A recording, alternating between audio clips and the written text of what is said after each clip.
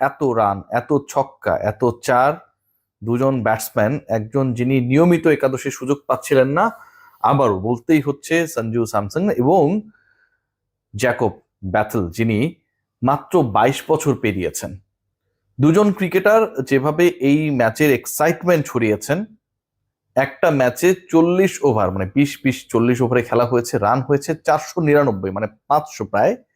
ছক্কা দুই দল মিলে মেরেছে 34টা, চার মেরেছে 39টা, বাউন্ডারি ওভার বাউন্ডারি 34 + 39 হয়েছে 73টা।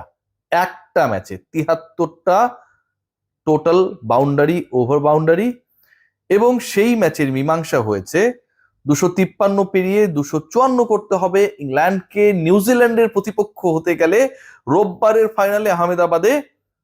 সেখানটায় তারা গিয়ে থেমেছে শেষ পর্যন্ত 246 রানে। এমন এক ম্যাচ হয়েছে যেই ম্যাচটা শেষ 3 ওভার পর্যন্ত বলা যাচ্ছিল না যে আসলে কোন দল জয়ী হবে। শেষ 18 বলে প্রয়োজন 45 রান। জ্যাকব ব্যাথেল, যার আলোচনা হচ্ছে 22 বছর পেরোনো, তিনি অস্ট্রেলিয়ায় গিয়ে অস্ট্রেলিয়ার মাটিতে যিনি শতক হাঁকিয়েছেন, ইন্টারন্যাশনাল টি-20-তে তিনি আজ শতক পেয়েছেন, টি-20 বিশ্বকাপের ইতিহাসে দ্বিতীয় দ্রুততম শতক তিনি আজ করেছেন, এবং এবারের আসরে দ্বিতীয় ব্যক্তিগত সর্বোচ্চ রানের রেকর্ডটাও তার। সেই ব্যাথেল ছিলেন সেই সময়টায় ক্রিজে।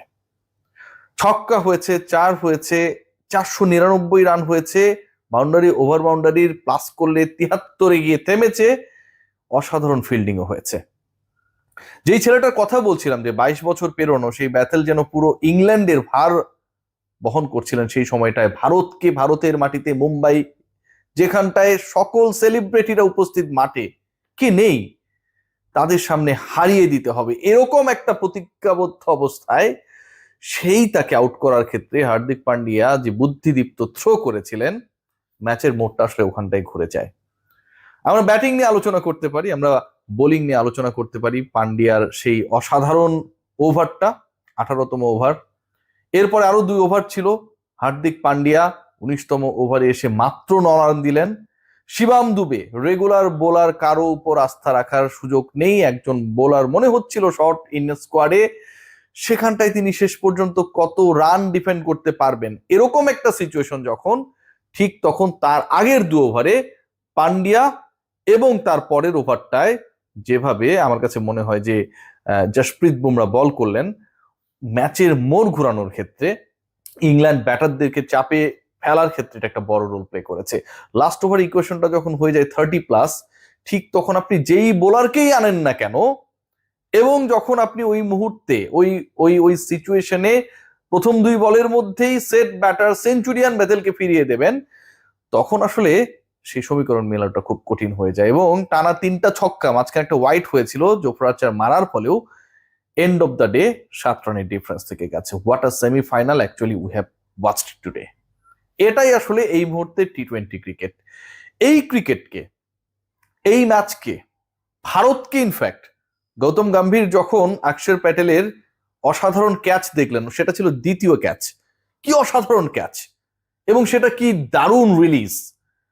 যখন গম্ভীর মুখের গম্ভীর উঠে দাঁড়ালেন, তার বডি ল্যাঙ্গুয়েজে অসাধারণ একটা আনন্দের, তৃপ্তির জায়গা, সেটা যেন বারবার মনে করিয়ে দিচ্ছিল যে দিস ইন্ডিয়া, দিস মাইটি ইন্ডিয়া, শেষ পর্যন্ত যত ফাইটই হোক না কেন ইংল্যান্ডের বিপক্ষে পরাজিত হবে না। এই ম্যাচটা যেন আসলে ওই ইংলিশের বিপক্ষে ভারতীয়দের লাগেন মুভির সেই ম্যাচ, যে ম্যাচে শেষ মুহূর্ত পর্যন্ত উত্তেজনা থাকে। শেষ মোমেন্টে আমির খান ছক্কা মেরে দলকে জেতান, সেই কর মৌকুফ হয়ে যায়। আর এখানটায় লাস্ট 3 বলসে ছক্কা মেরেও ইংল্যান্ডকে জেতাতে পারেননি তাদের ব্যাটার। পার্থক্যের জায়গাটা শুধু এখানটায়, winner India and they are into the final. আজকের ম্যাচে সঞ্জু স্যামসন এর আলোচনা করতে হবে। স্যামসন আজকে যেই কাজটা করেছেন, মানে আপনি ধরেন লাস্ট ম্যাচে তিনি যে অনবদ্য ইনিংসটা খেলেছিলেন, অপরাজিত থেকে মাঠ ছেড়েছিলেন, শতক পাননি, দল জিতেছে, অনেক মহিমান্বিত করতে পারেন তাকে আপনার প্রশংসা বাক্যে। কারণ এই ছেলেটা ভারতের সাউথ আফ্রিকার এগেনস্টে পরাজয়ের আগ পর্যন্ত আসলে নিয়মিত একাদশের ভাবনার মধ্যেই ছিলেন না। দাঁড়িয়ে দাঁড়িয়ে দেখতেন সতীর্থদের খেলা, অনুপ্রাণিত হবার চেষ্টা করতেন, সুযোগ পেলে আমিও দেখিয়ে দেব সেই স্বপ্নে। সেই সুযোগটা পাবার পর আজকে এবং গত ম্যাচে যা করে দেখিয়েছেন অনবদ্য। আগের ম্যাচে 90+, এই ম্যাচে 1 শট ফ্রম 90। দুই ম্যাচেই শতক পেতে পারতেন, কিন্তু সেই শতক না পাবার আক্ষেপ। দুই ম্যাচে টানা দুটা টি-20 century, not one day or test, যেগুলো আপনার রেগুলার বেসিসে আসবে আপনি যদি ভালো ব্যাটার হন। টি-20 সেঞ্চুরি, দুরূহ কাজ করা, যে কোনো ব্যাটারের জন্য স্বপ্নের ট্রিপল ডিজিটে যাওয়া। টানা দুই ম্যাচে সেটা না পাবার আক্ষেপ। আবারও বলি, আনন্দটা এত বেশি কোনোভাবেই সঞ্জুকে ছেয়ে যাবে না। ভাবতে পারেন এই 150 কোটির ভারতকে টানা দুই ম্যাচ জিতিয়ে একটা সেমিফাইনালে তুলেছে, পরের ম্যাচে 90-র কাছাকাছি করে দলের সর্বোচ্চ স্কোরার হয়ে ফাইনালে তুলেছে। এই সঞ্জুকে তো আসলে দরকার ছিল। আমার কাছে মনে হয় যে আজকের এই ম্যাচটা সঞ্জু যেভাবে নিজেকে আরো একবার প্রমাণ করেছে, এবং যেখানটা আসলে খুব বেশি এক্সপেকটেশন থাকে না, যেমন টানা দুইটা টি-20 ইনিংসে এত বেশি এক্সপ্লোসিভ ব্যাটিং করবেন, একলা জিতিয়ে দেবেন kind of batting line up যদি আমরা দেখি বা ব্যাটিং অর্ডারের কন্ট্রিবিউশন দেখি, এটা এক্সপেকটেশনস এর বাইরে। তিনি সেটাই করে দেখিয়েছেন। আগের ম্যাচে ভালো খেলেছেন, পরের ম্যাচে খারাপ খেলতেই পারেন, এটাই যেন আমাদের বীজগণিতের নিয়ম, কিন্তু শেষ পর্যন্ত সেটা হয় নাই। আজকের এই ম্যাচে আমার কাছে মনে হয় যে সঞ্জুর ইনিংসটা ভারতকে আসলে একটা দারুণভাবে মোটিভেট করেছে টু মেক দ্য স্কোর মোর দেন 250। কারণ আপনি যখন ওপেনিংয়েই এরকম একটা লঙ্কাকাণ্ড দেখতে পাবেন, এক্সপ্লোসিভ ব্যাটিং দেখতে পাবেন, প্রতিপক্ষের বোলাররা কোনোভাবেই পাত্তা পাচ্ছে না, সেটা কিন্তু rest of the batting line আপে যে ব্যাটাররা থাকে তাদেরকে সেই কনফিডেন্সটা দেয় to hit against the bat ball. এবং একই সাথে আজকের ম্যাচে পাওয়ার প্লের যদি এক্সিকিউশনটা দেখেন, যে 3 উইকেট হারানোর পরেও যেভাবে রান তুলছিল ইংল্যান্ড, ভারতকে হারিয়ে 254 রান করতে হবে, সেই মানে কি বলবো, এটা আসলে টি-20 বিশ্বকাপের এই লেভেলের স্ট্যাটাসে এটা একটা বিশ্ব রেকর্ড হওয়ার পথে ছিল। তারা কোনোভাবেই যেন আসলে কক্ষচ্যুত হচ্ছিল না। উইকেট হারাচ্ছে, উইকেট যাচ্ছে, নতুন ব্যাটার আসছে, সেও তাণ্ডব চালাচ্ছে, কিন্তু এন্ড অফ দ্য ডে একটা প্রান্ত আটকে রেখেছে, সেখানটায় যেমন সঞ্জু, এখানটায় হচ্ছে বেথেল। শেষ পর্যন্ত সঞ্জু যেই কাজটা করতে পেরেছে, ভারতের স্কোরটাকে সীমার বাইরে নিয়ে যেতে পেরেছে, যে যেই জিনিসটা আসলে কোনোভাবেই ক্রসেবল না, কিন্তু সেই সীমাটা অতিক্রম করতে ব্যর্থ হয়েছেন বেথেল।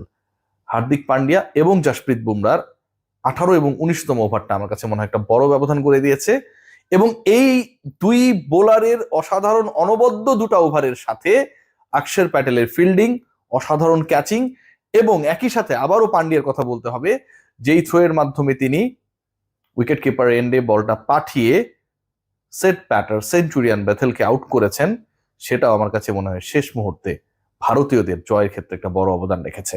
লাস্ট 3 বলসে 3 ছক্কা মেরেও সেই ব্যবধানটা কাটাতে পারেনি ইংল্যান্ড। বলতে চাই আবারও, ফাইনাল বাকি রয়েছে। রোববারে সেই ফাইনালে মুখোমুখি হবে নিউজিল্যান্ড এবং ইন্ডিয়া, আবারও কিন্তু ভয়ের কারণ